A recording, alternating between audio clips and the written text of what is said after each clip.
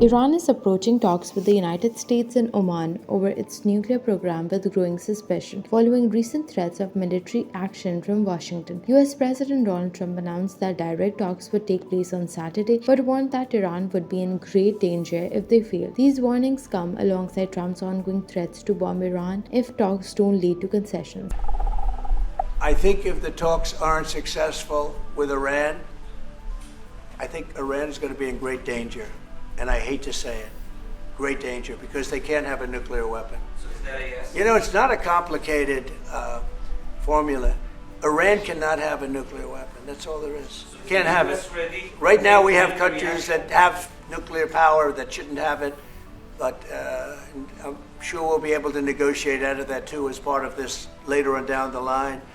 But Iran cannot have a nuclear weapon. Iranian Foreign Minister Abbas showed willingness to engage, but emphasized that the talks would remain indirect. He also stressed that while Iran preferred diplomacy, it knew how to defend itself. In a Washington Post article, Araghchi mentioned a significant wall of mistrust between the two countries, worsened by the US reassertion of its maximum pressure campaign ahead of the talk. Iran's concerns were amplified by Trump's statements and the presence of Israeli Prime Minister Benjamin Netanyahu at the White House when the talks were announced. Netanyahu has been a vocal proponent of using military force against Iran, citing Libya's disarmament in 2003 as a model for a potential agreement. Iran maintains that its nuclear program is for peaceful purposes despite a stockpile of highly enriched uranium that has brought it close to weapons-grade material. As the US and Iran prepare for the talks, Russia and China have expressed support for dialogue. Russia welcomed the potential for de-escalation, while China criticized the US for abandoning the 2015 nuclear deal, calling for political sincerity and respect.